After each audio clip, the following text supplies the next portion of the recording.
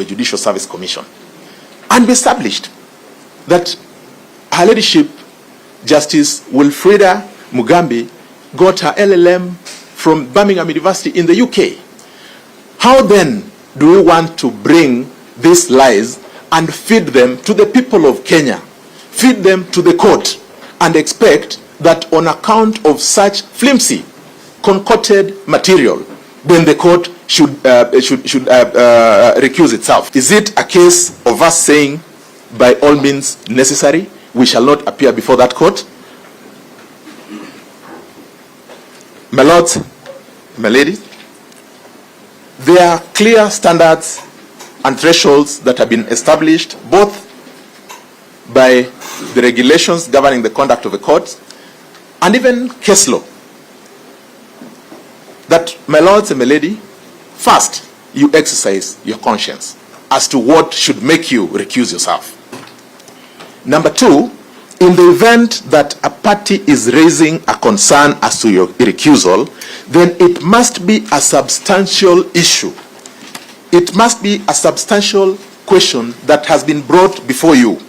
It cannot be that every frivolous allegation that is brought before the court should make the court down its tools. That, my lords and my lady, will amount or will create or facilitate an environment where forum shopping will be rife.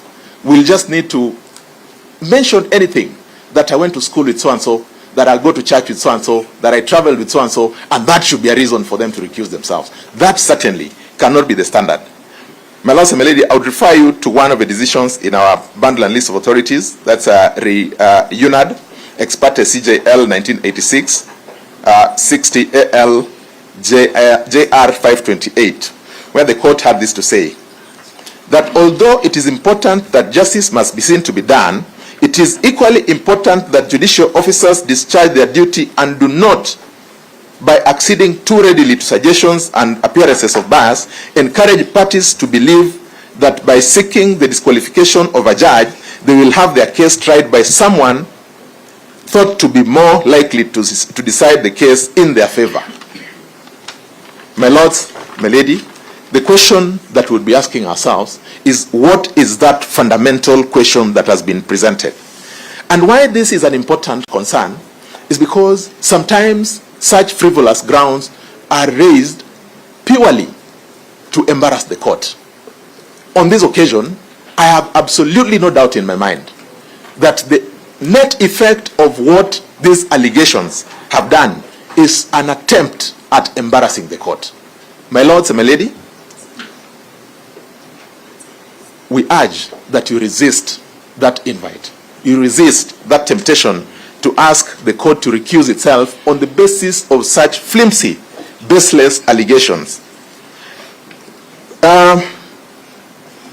Just to further speak to the fact that this is an attempt at embarrassing, if not intimidating, the court.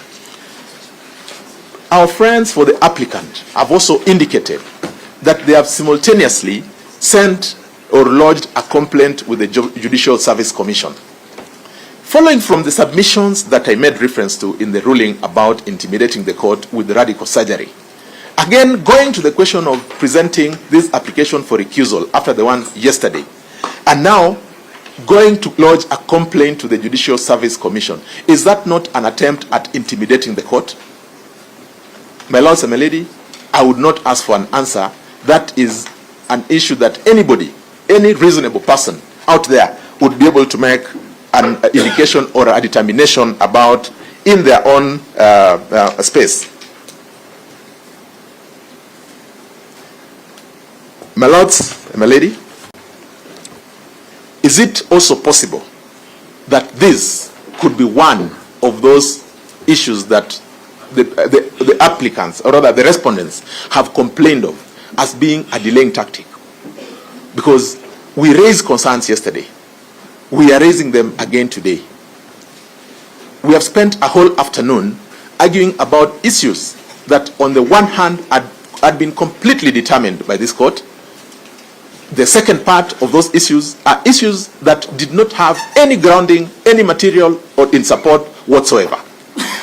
Are those not meant to delay these proceedings by any means necessary.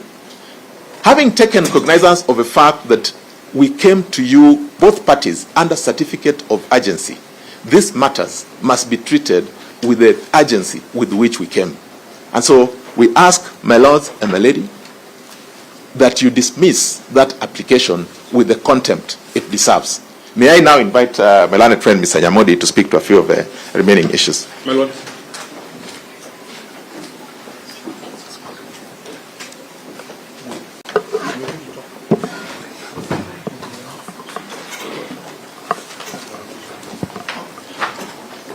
My lords, my lady, I wish to commence my submissions in opposition to the application for recusal before you this evening by tendering an unreserved apology on behalf of the members of the bar who have been urging and opposing the application before you today. Despite my relatively few years at the bar, I appreciate that prosecuting an application for recusal, and I have some experience in prosecuting applications for recusal, and it will become apparent in a moment, are not easy applications to prosecute. But the reason that I offer the unreserved apology is that it is my humble and respectful position that however difficult they are, there is no need for them to be prosecuted in as bad-natured a manner as these applications have been prosecuted before you. And for that, I am sorry. The only mistake that your lordships and my lady have made is to serve your nation as judges of the High Court and choose to sit in this matter. We have been told that there is no difference between this matter and any other matter, and I affirm that there is no difference. It is a matter just like any other matter. I wish to start by perhaps completing a submission that was made and not completed by my learned colleague, Mr. Gumbo. And again, in my relatively few years at the bar, I have had the the privilege of arguing several matters in the Supreme Court. Many of them are precedent-setting. Dari is one of them, and I did not know Dari would be one of them. But the ruling of the Supreme Court delivered in the Dari matter on the 11th of October this year has confounded me for a few reasons. I am still trying to understand what the meaning of that decision is, and I will share with your lordships some of my, some of the issues I have with that decision, and hopefully in your ruling you will help me understand them. The decision in Dari is not available as an authority for what the petitioners cite it to be. And one of the issues that confound me with that Dari decision, and if my lords, my lady, when you retire to consider your ruling in this matter, you take a moment and find the original script or the original version, not the one reported in KLR, but the one that is on the Supreme Court's website and was circulated to us on the 11th of this month, you will find that at the beginning of that ruling, Paul Nyamodi, yours truly, is referred to as senior counsel. Now, I cannot insist that I'm senior counsel because the Supreme Court referred to me as senior counsel in that ruling. That is the first issue that confounded me with that ruling. The second issue is that there was no application for the learned judges of the Supreme Court to recuse themselves. There being no application for the learned judges of the Supreme Court to recuse themselves, learned judges of the Supreme Court did not then have the benefit of argument from counsel for either of the parties as to whether or not they should recuse themselves or not. And if you look at that Dari decision, you will not find anywhere. Perhaps you are disparaging the Supreme Court. I am not. I am speaking about their decision. If you look at that decision, in the disposition at the end of that decision, the Supreme Court does not declare that it has recused itself. So if you were to extract the order, the issue of recusal would be absent. So in respect of that, I wish to submit that the issue of recusal in the Dari matter is then obiter.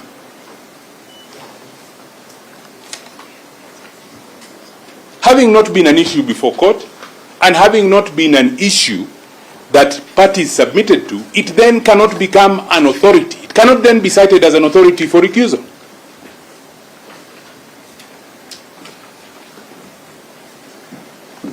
The second issue about the Dari decision, and the second reason why I say that Dari is distinguishable, is as follows. Unlike in this matter, where the issues, where the facts upon which the application for recusal are based have been judicially considered and a decision given, and that decision is contained between paragraph 74 and paragraph 96 in the decision you delivered in this matter yesterday. In Dari, the issues that the Supreme Court then suo moto relied on to recuse themselves had not received any judicial consideration. Yes, those facts went on to become a complaint before the Judicial Service Commission. In the same way, the facts that form the basis of your determination between paragraph 74 and 94 of your decision have gone on to the Judicial Service Commission as a complaint. But those facts now forming your decision, the proper thing to do is not to complain to the JSC, but to appeal. That is the proper thing to do. So to then file a complaint before the JSC and then reach for Dari out of context is wrong. And for those reasons, that Dari decision is distinguishable. And I urge you to distinguish it. The second decision that I wish to urge you to distinguish is the decision that was cited by my good and learned friend, Mr. Tom Macharia, the Navin Premji Kerry versus Virunga Limited decision. And the reason I want to urge you to distinguish that decision is as follows. A true reading of paragraph 5 and paragraph 6 of that decision show that the arbitration commenced on the 31st of March 2021. The traditional wedding, which the judge then took offense to, took place on the 18th of February 2022. So it is clear, and that is clear from a reasonable process of deduction, that the traditional wedding then took place during the currency of the arbitration. That is not the case here. The screen grab that has been produced of Mr. Justice Mrima and the Speaker of the Senate, if we are to believe that it is true, is dated the 9th of October 2021, more than 3 years ago.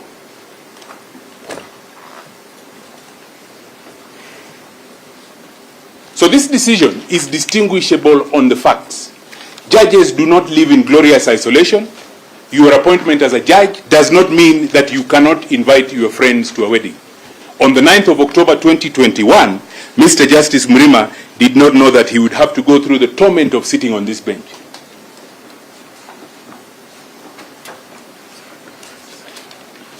In respect of the Manchester Outfitters decision, I also submit that that decision is distinguishable for the following reason. Mr. Justice Laka had been an advocate for one of the parties. Again, in an advocate-client relationship, the client pays the advocate fees.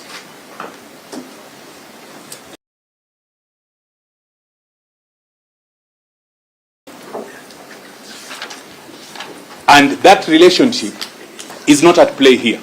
And for those reasons, I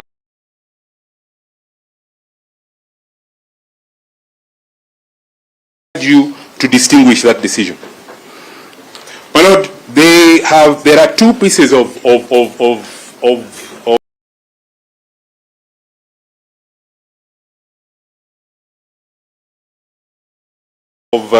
two annexures that we wish to make a specific submission on. And that annexure is the screen grab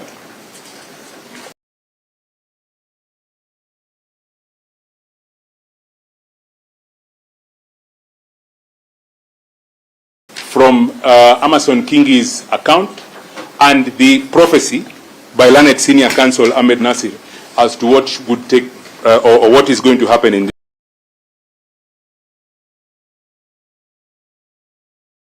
this matter.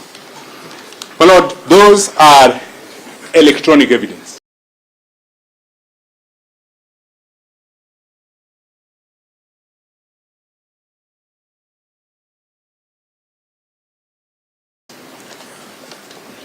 And those are electronic evidence I submit within the meaning of Section 106B of the Evidence Act.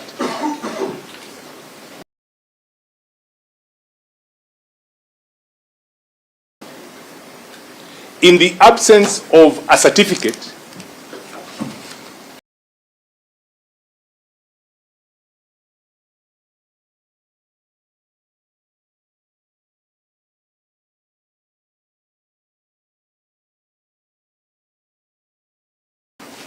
required by Section 106B of the Evidence Act,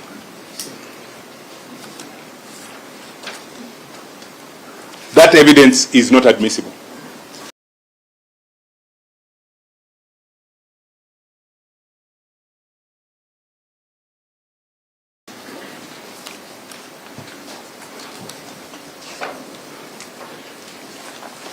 My Lords, it has been submitted by those who have submitted before me in opposition of the application that the petitioners are guilty of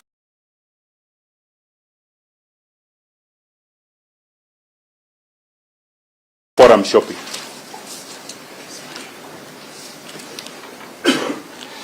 I wish to persuade you also on my feet this evening that this application is a further attempt at forum shopping. My Lords, my Lady, you will not, because you are seized with petition number 522 of 2024,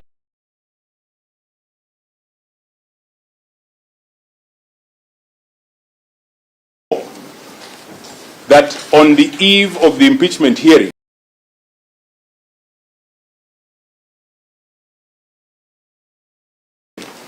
the petitioners insisted at an hour not too different from this that you hear their application for conservatory orders. The application was heard, and you, with exceptional dispatch, delivered the ruling the next morning at 8:30 in the morning. My Lords, my Ladies, after the ruling, the learned counsel who are in court for the petitioners engaged you in a lengthy submission, which appears to be their stock in trade, on a request for leave to amend that petition. And the requirement or the request that they wanted, or the reason why they wanted leave, was they envisaged that perhaps after the impeachment proceedings in the Senate, there may have been need to have recourse to court and seek certain orders. But what did the petitioner do? The petitioner, and we are told that he was unwell. As he was unwell, issued instructions for this petition to be filed, for petition 565 to be filed, and conveniently, this petition did not come to this bench. This petition went before another court, and surprise, surprise, before that court, they got their orders. And it is those orders that they seek to defend here today. A request for you to recuse yourself is in furtherance of their attempt to forum shop. And my Lords, my Ladies, as I take my seat, I urge you to bear in mind the finding that you have already made about these petitioners. Paragraph 98 of your decision and paragraph 99 of your decision rendered this morning, or rendered yesterday, which with your permission, I ask to read. Counsel also insinuated that this bench is part of a conspiracy to violate the petitioner's rights to a fair hearing under Article 50 of the Constitution. These submissions are without foundation and wholly without merit. The court has not issued any rulings or directions that would suggest such an intent. It is apparent that this argument was made for the gallery, and we find it unnecessary to address it further. This is in furtherance of that disposition of the petitioners. This is a serious matter. As has been submitted by my learned colleagues, you have a duty to sit, and we urge you to sit and dispense justice in this matter. I'm most obliged. My Lady and my Lords, hot on the heels of submissions by Mr. Nyamodi, now senior counsel, I wish to state as follows. My lady and my lords, the serpentine and sinuous submissions by Ndegwa and by my learned friend, senior counsel John Aminwa, just in case he says I was breastfeeding, must be faulted for two reasons, my lord. My lord, one, Mr. Aminwa refers to the Richard Nixon impeachment as the first impeachment, when it is clear, my lord, that in the US, the first impeachment was that of President Andrew Johnson in 1868, coming after he dismissed a war general, Mr. Stanton. The Richard Nixon impeachment was the second impeachment coming in 1974, because you said that was the first impeachment, and Nixon resigned. It's just important for context, my lord. Yes, my lord, it's just important for context that in the second impeachment of Richard Nixon, he resigned on the 8th of August, 1974, and thereafter, the next president, Ford, took over for the next 3 years. I think it is striking, my lord, to refer to this impeachment because of the case of... Nixon was never impeached. He resigned. I've said he resigned. After the Watergate scandal, the impeachment commenced and he resigned. And that is what gentlemen do when an impeachment is imminent. My lord, I want to connect this to my submissions that we shall be relying on the political question doctrine and the finality of impeachments by Senate in a comparative context. My lord, let me submit that in Gladys Bolsholay versus JSC, this court set out a threshold for recusal. And the threshold is, my lords, that a recusal application must be made in good faith. And if the court listened to the histrionics from the petitioners, the courts will note that the application is not made in good faith. It is tied to an intention to extend ex parte orders that advantage the petitioners. The petitioners are intent, my lords and my lady, on scuttling the bench and scaring them away from sitting so that they can have open-ended and irregular orders issued in Kerugoya by Justice Richard Longo. Then they went to the second act of actually filing a complaint with the Judicial Service Commission submitted to Isaac Wamasa and duly acknowledged, so that this court can be scared away and run away. My lord, then the scheme is not complete. My lord, Judge Ibrahim, at page 31 of the Gladys Bolsholay decision, stated, my lord, that the threshold for impeachments cannot, for recusal cannot be so low, and every allegation made of any form of bias must be proved through credible evidence. My lord, I dive straight to section 11 of the Oaths and Statutory Declarations Act. The petitioner's affidavit. The petitioner made a false affidavit through a deponent who swore to factual issues that the petitioner then attempted to withdraw in court. My lord, that not only invites a criminal sanction under section 11, but what is more important, my lord, is that false affidavits are no affidavits and must be struck off. Because the penultimate paragraph in an affidavit, my lord, swears to the truthfulness of the whole document. Where therefore, my lords, any part of that document is false, the affidavit must be struck off. My Lord, we further submit that to both applications, my Lord, that are before you, parties having been unable to meet a threshold that would warrant the disqualification of all the judges sitting in this bench, that the applications must fail. I have no doubt, my lords, that we have cited relevant authority. We have cited the authority in Jackson, Molalu, and others, a court of appeal decision on the threshold that learned friend Senior Counsel Hamina wants to lower. He invites the court that at every mention of the possibility of bias, that the court downs its rules. My Lord, if that were the case, no judicial proceeding would be conducted in this country. And learned friend, Senior Counsel Professor Gideon, I told you of the number of students that he has taught. I think I've taught more young counsel in this room.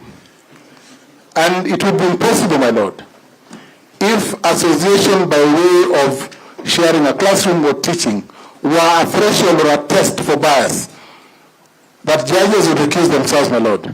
No judge, my Lord, would sit on any bench to hear any case, because we are all extracted from the same academic background and a daily trend. Unless my learned friends are saying that. Oh, yes, my Lord, in response to the suggestion that the Honorable Justice Lima attended a wedding of the Speaker of the Senate, my Lord, the Speaker attended the wedding of the Honorable Justice. My Lord, the Honorable Justice Kingi, Amason Kingi, is a peripheral party in the proceedings.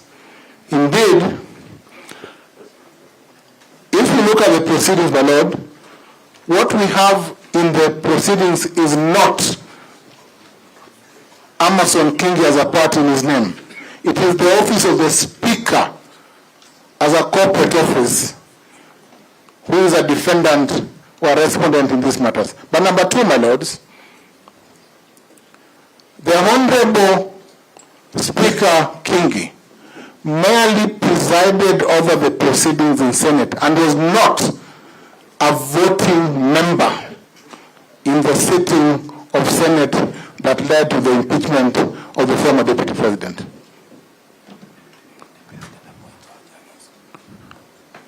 My Lord, the Honorable Kingi has not taken part in the appointment of this bench in any form. My Lord, clearly, the petitioners are clutching on straws, and every attempt at ensuring that this court does not proceed seems to be falling by the wayside. I urge the court and I invite the court to consider this application for recusal as another attempt to frustrate the processes of this court and to ensure, my Lord, that this bench does not proceed to dispense justice that ought to be dispensed expeditiously in line with the Constitution. I pray, my Lord. My Lord, on the appointments of judges, my Lord, clearly, if peradventure the argument on conflict extended to who appoints, my Lord, the President appoints all judges, and is a party. I think they should have added that ground, perhaps, because the President appoints all judges. But that cannot be a cause for a party seeking a recusal, my Lord, because the President, in performing a constitutional mandate, just like, my Lord, the CS Environment Soipantia exercised her statutory mandate in appointing Florence as a board member, my Lord, cannot be a cause or a basis for seeking or asking for conflict. My Lord, soon, parties will then apply for recusal on the basis, my Lord, that two judges or a litigant and a judge belong to the same community. Thank you, my lord.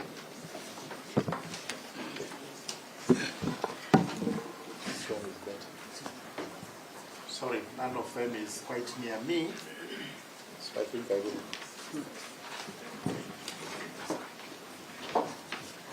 Thank you. Thank you very much. Just a brief rejoinder to the application, and especially in view of what has actually been disclosed after the arguments. And my lady and my lords, I would be urging you kindly to actually go through these voluminous decisions we have given to you, because part of what some parties are submitting and saying it falls on all fours in relation to the matter before you is nothing far from the truth. And the example that has been cited is that of Erai and Virunga Limited, where it has actually been shown that that authority cited does not in any way relate to what is before you in terms of facts and the applicable law. It has been clearly demonstrated that here disclosure was necessary because... Just a minute.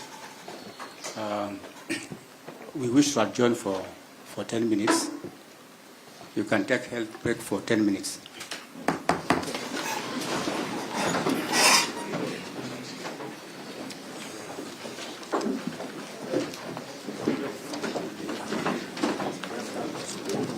Will you say something? Yeah, I will say something. You want to no, I should be there. And you say it's political. It's political. Political. Public interest. This one is meant to derail.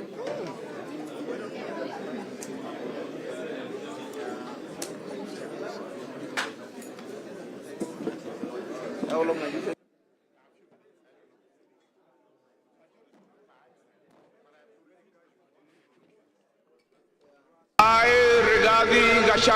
Hii serikali tulitafuta na shida mingi sana. Hatuwezi kubali mtu haribu. Kenyans will be shocked. Hiyo ikulu nimeweka mitego kila kona, kila kona. Hapo iko kibarua. 291 members of this National Assembly pended their signatures in support of this motion.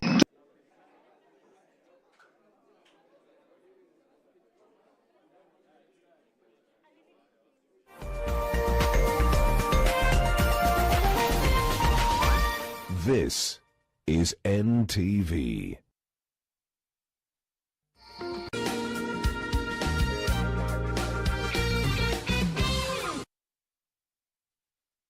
Karibuni. Hii ndio base ya the best local entertainment. Tell me where my money is. You don't know what they do to girls like you. Nakwambia mama Chantel amegeuka kwa mtoto siku hizi. Anabadilisha nguo kama mara 3 kwa siku. The truth is not governed. The truth governs our beliefs, our faith, the trust we give, the democracy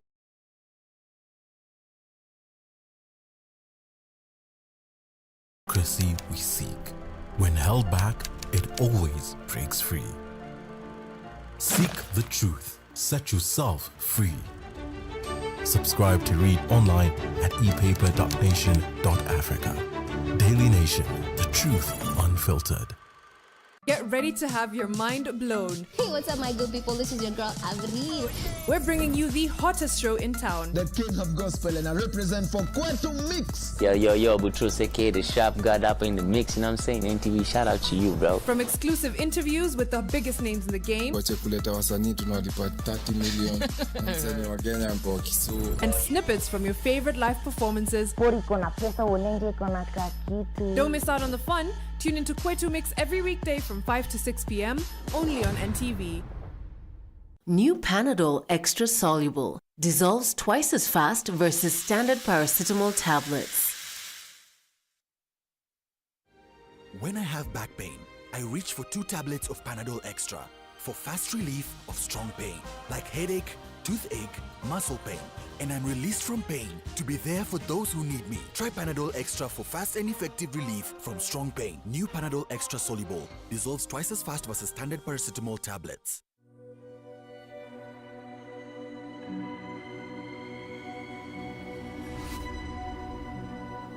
People come to me and they say they get discomfort when they have ice cream. Can you imagine that? Avoiding having cold ice cream. Sensodyne gives you long-lasting protections against sensitivity. And people come in and they're like, oh, it works. I can have ice cream and I'm not in any discomfort. I recommend Sensodyne because it works. It's brilliant. New Downy perfume collection. Sometimes I need a scent to keep me calm amongst the chaos, or a light fragrance that keeps me fresh in the heat, or a perfume that feels elegant all day and into the night, lasting longer than expensive perfumes. New Downy, lavender calm, sunrise fresh, and sweet elegance, freshness that inspires confidence. Your dreams have come true. Try it for only 20 shillings.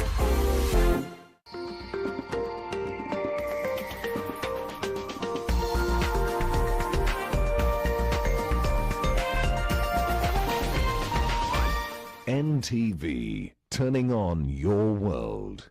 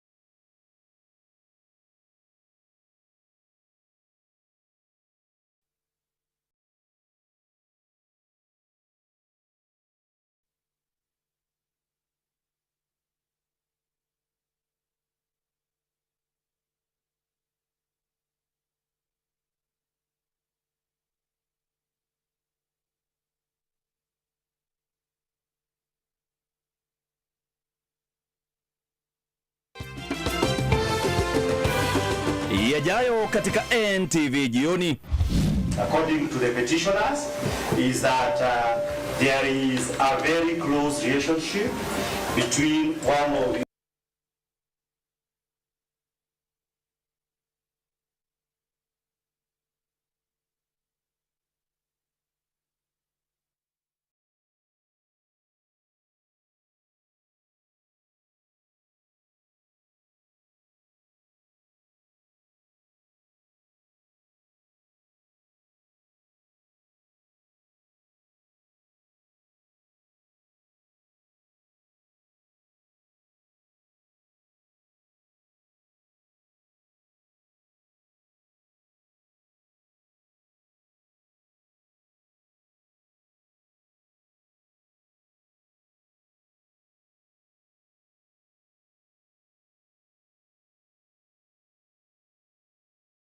one of your lordships, the Honorable Judge Mrima, the Speaker of the Senate. Mawakili wa naibu rais aliyeng'atuliwa Rigathi Gachagua wataka majaji wanaosikiliza kesi yake kujiondoa. The Adani Group are investing in the transmission line. Their money, 95 billion.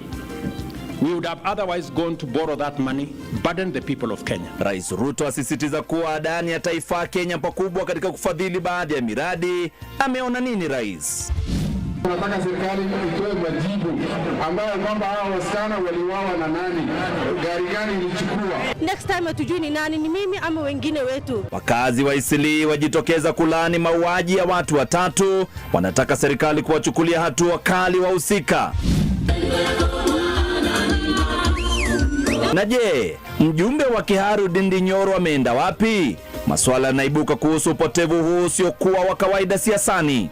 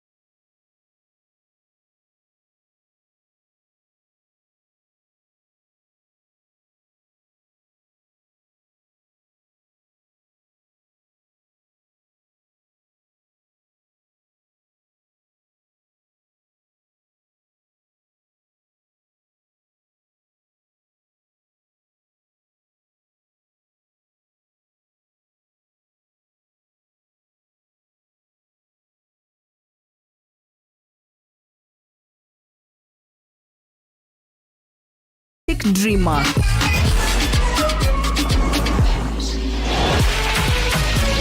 Because you deserve more. Pepsi, thirsty for more.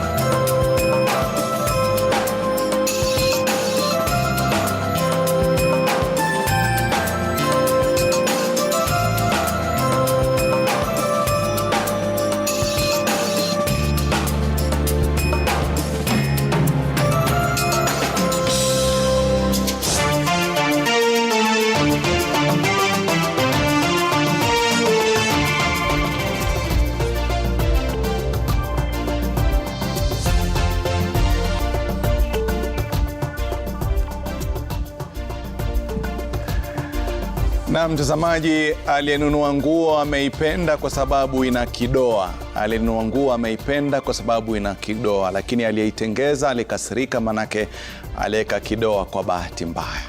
Sema kidoto Rashid Abdalla, karibu. Hizi ndio baadhi ya taarifa zetu.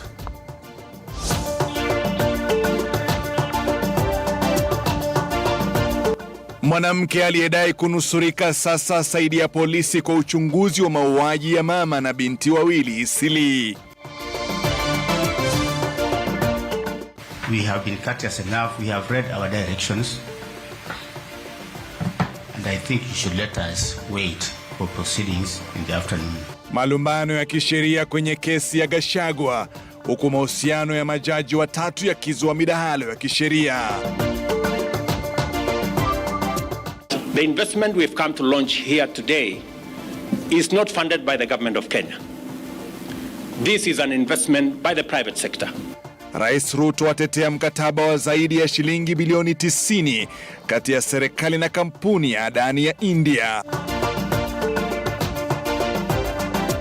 Kama kusema hii nusu yenye italipwa, sasa niambie kama nitalipa 15, tena itakuwa nini? Ni kazi. Na Wakenya wengi bado wahangaika hospitalini kupata matibabu kupitia bima mpya ya serikali ya SHA.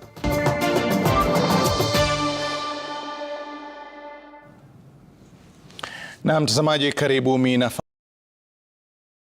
nafahamika kama Rashid Abdalla.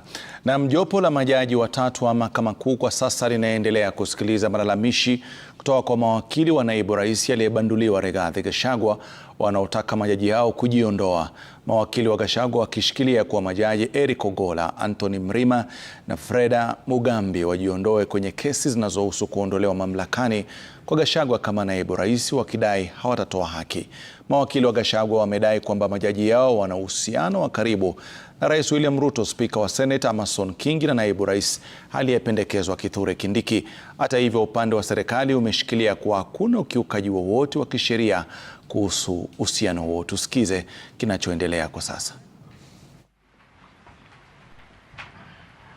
I invite you to look at the further affidavit filed on the 24th of October, the same Obuli Namenya. You will note that the signature of the said Obuli Namenya is now different from the affidavit, from the signature in his supporting affidavit.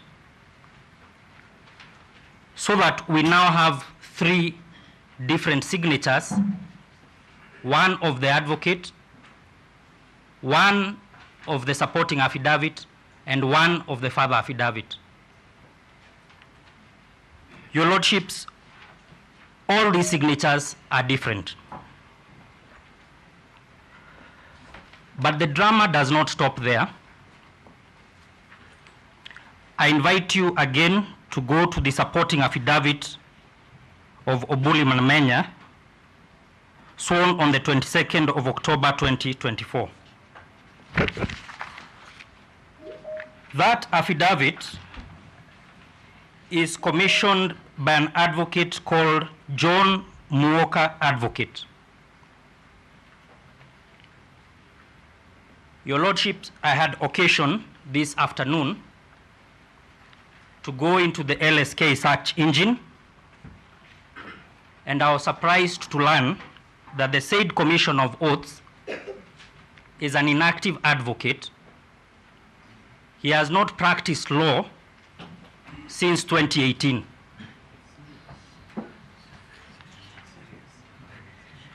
My lords, this is the material that has been presented before you.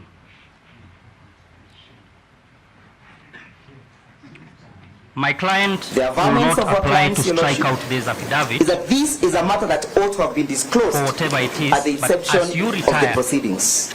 to consider the application before you, at the same document as you. Yes. I urge you Gazette Notice 7515 to very well bear in mind was issued on that you may be dealing with the same petitioner who is the same advocate. That's correct. Cabinet Secretary for Environment, Climate Change and Forestry. That's correct. The sixth respondent in this proceedings is who?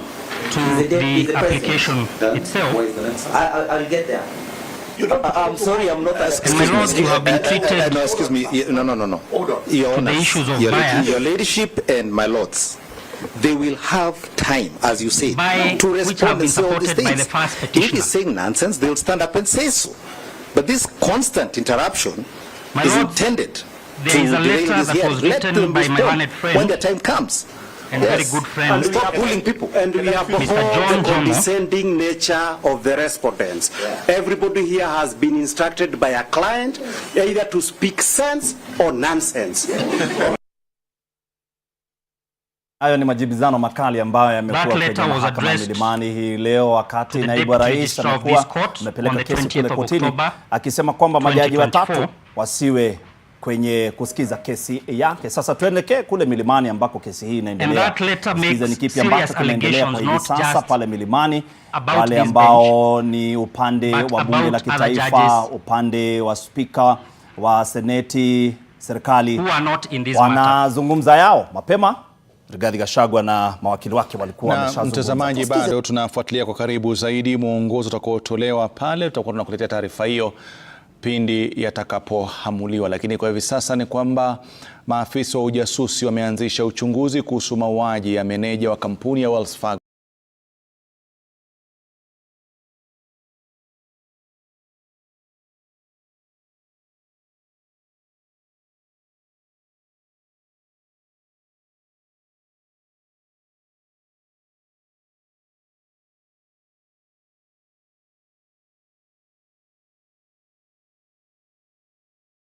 tu kwa kiduchu. Was that the first petitioner attacked the independence of the judiciary. Directions issued seems like a well-orchestrated plan to trample on the rights of the petitioner. They made allegations against the Deputy Chief Justice. In the same letter, they have asked an investigation be done in which they insinuate the conduct of the Deputy Chief Justice, the Chief Justice, so that, my lords, they have made allegations about 6 judges. Your Lordship, I'm constrained to interject. My learned friend and my very good friend, Mr. Mushemi, is alluding to going to talk about some grounds which he says were before the Senate, but which were dismissed. So, that is not correct. Ground number 4, to correct my learned friend, was supported by 51 senators out of 67. It was one of the charges that was upheld by the Senate.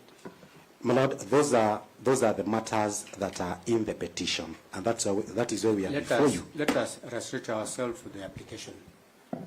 Most obliged. Yes, my lords, the nexus of this application, the nexus of my response, is that the first petitioner has impugned the conduct of 6 judges. This has never happened before in this country, that one person is unhappy about 6 judges. At the same time,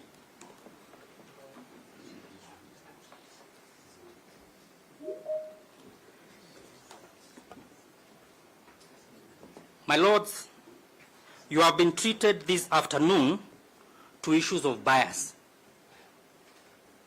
The first petitioner had his day before the National Assembly. In that house, 282 members of parliament voted to impeach him. Out of those 282 members, a majority of them were from his own party, United Democratic Alliance, where he is the deputy party leader. They were not biased against him. The matter went to the Senate.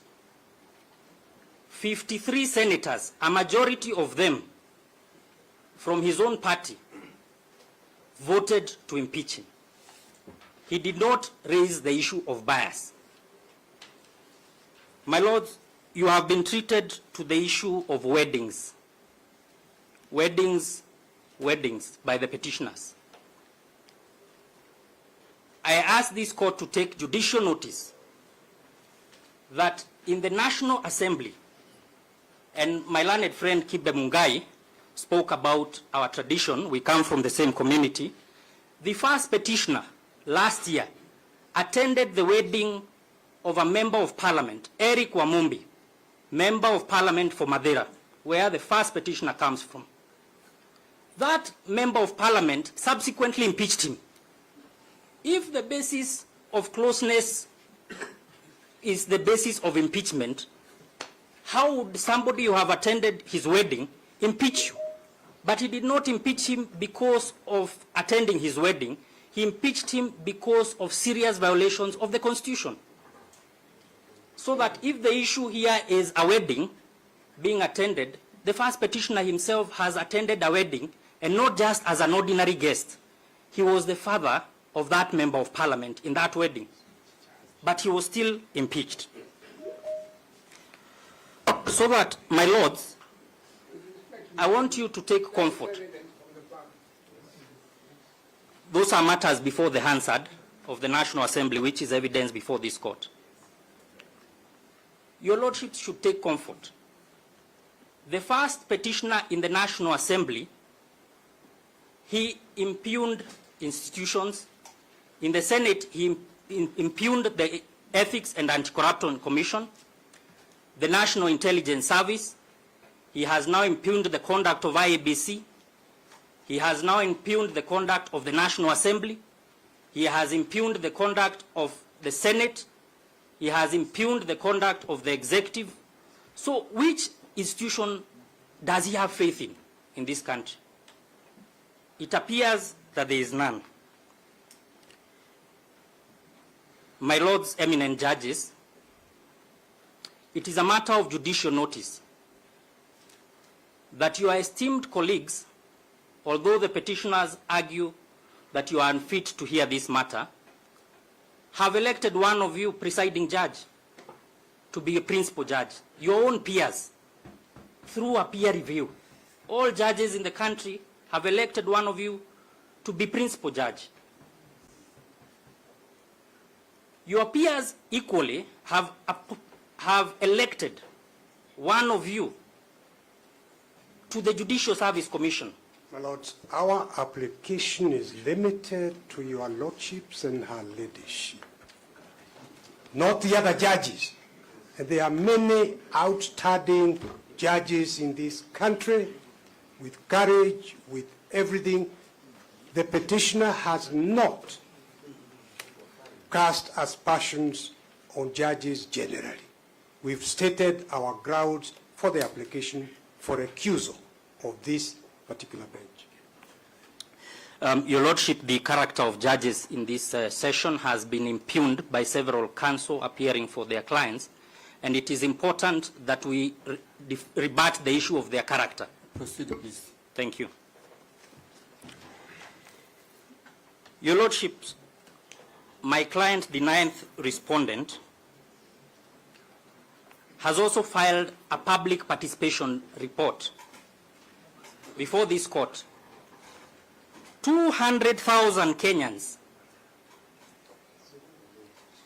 exercise their right of public participation in the National Assembly. What does this got to do with the recusal? That's the only thing we argued, my lords. If my learned senior would be patient, I'll show him the nexus. Yes, if you are relevant, admissible submissions in reply to the issue we argued. Exactly. You only let him stick to the application, which is recusal. My lords, I thank my colleagues. The basis of the public participation, and my lords, when you retire, you look at this. 200,000 Kenyans conducted or went through public participation. 65% of them said that the first petitioner should be impeached. That report is in my client's affidavit.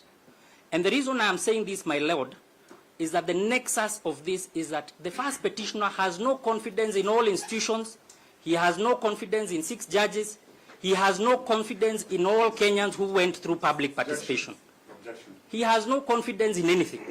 Objection, Your Ladyship, Your Lordship. What is being advanced by Milan and Senior will be discussed at the merits, including the character and the conduct of public participation. Is it fair for him to go on ad nauseam despite various objections? We strongly object to that line. I think, my lord, it is relevant if a litigant has cast aspersions against the court. Some of them he even wanted to withdraw. It is only fair, and it is actually relevant, that the court be shown this is a person who picks the candles not just against the court, but against every known agency and institution of the state. My Lord, I was just trying to keep quiet because of this intervention. Finish. My lords, I was finishing. Take time and finish, and please sit down. You respond. And I have been very kind to my learned colleagues. I did not even apply that their pleadings be struck out, even when they were fatally defective. I have said let them remain on record. We are not impugning them. So I am being very kind to my friends. Finally, your lordships, if you recuse yourselves, you will do a great injustice to the oath of office that you took, the administration of justice, to allow the petitioners to bully you, to forum shop. They have tried to bully the National Assembly, the Senate. Now they are trying to bully the judiciary. Will be a great injustice to this country. That is all, your lordships. Thank you. The respondents rest there. Oh, Professor. Sorry. Presiding judge and distinguished members of the bench, Mahat Somane for the IEBC. I think everyone is in the arena, the independent body. No one wants it to talk. I think we have something to say about these proceedings. Your Ladyship, the IEBC's position is the Independent Electoral and Boundaries Commission, the 16th respondent.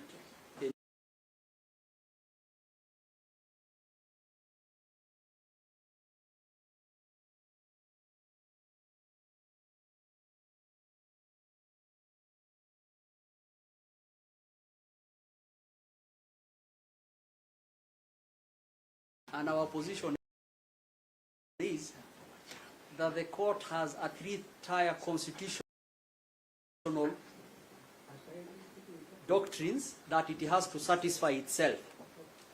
The first one, when the court is determining the application for recusal, is whether there is a reasonable apprehension of bias.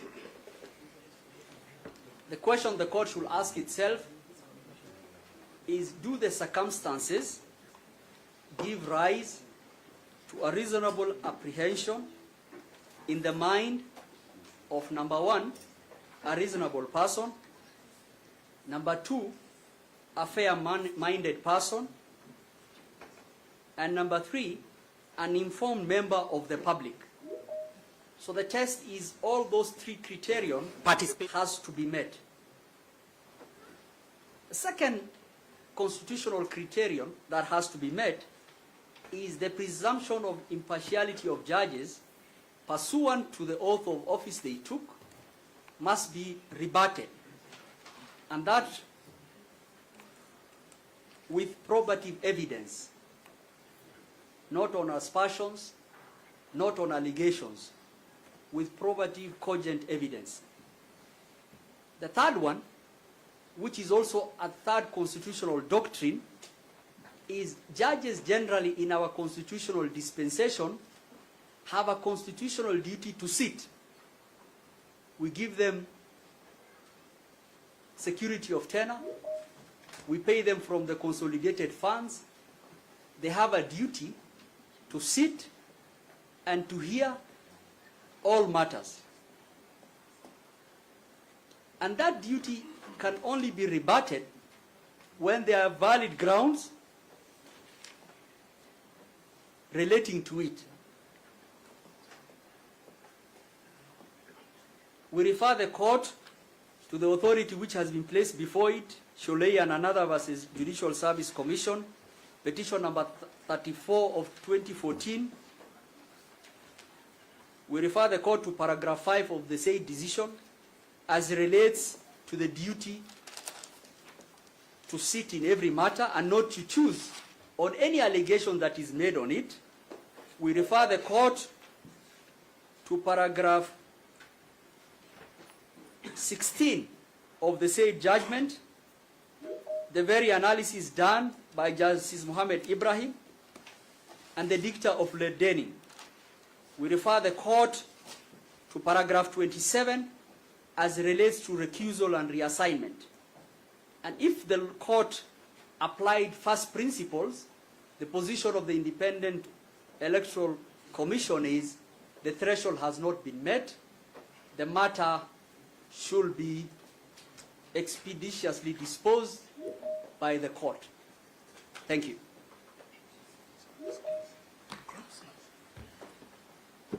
That is the respondent's case. We have nothing further to submit. Thank you. My lady and my lords, on behalf of the Law Society of Kenya, our duty is to set out what the law is, review the facts that are before the court. The law, insofar as recusal is concerned, can be well traced in Kenya in the decision of Rai Group Limited versus Pimeto and Associates. We have exhibited this decision in the list of authorities filed before the court. Permit me to set out what was reiterated in that decision. The real question is whether reasonable apprehension of bias was presented which would make an informed and fair-minded person seized of all the information surrounding this matter and the impartiality required of judges by their constitutional oath apprehend bias on the part of the bench. Now, what is the information surrounding this matter? Let us start with the case of Honorable Justice Freda Mugambi. The charge in respect of which recusal is sought is that she was an LLM student of Professor Kindiki Kithure. It has been demonstrated by facts which are not in dispute that the Honorable Judge was not an LLM student of Professor Kindiki Kithure in the Moi University or any university, but instead her LLM was obtained from the University of Birmingham. It is as simple as that. Issue number two, that Madam Florence Oluoch was appointed to a board by His Excellency President William Samoei Ruto. What are the facts? Madam Florence Oluoch was appointed to the board by Sulpani Tuju. This, my lady and my lords, are the facts upon which information surrounding this matter are to be determined. The next authority which we rely upon is the case of Eli Valley Mines versus Lee.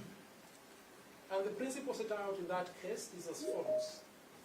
In this context, The reasonable person is not someone who is hypersensitive or unduly suspicious, but rather a well-informed, thoughtful observer who understands all the relevant facts and has examined the record and law. Now, insofar as Honorable Justice Freda Mugambi and Honorable Justice Eric Ogola is